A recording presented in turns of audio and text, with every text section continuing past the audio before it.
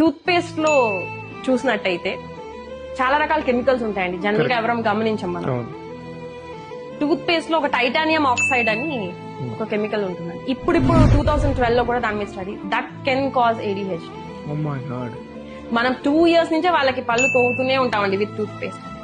కానీ ఎప్పుడైనా అసలు ఈ టూత్ పేస్ట్ లో ఏముంటాయని ఎప్పుడైనా గమనించామండి? దాంట్లో ఉండే కెమికల్స్ ఏంటి వాటి వల్ల?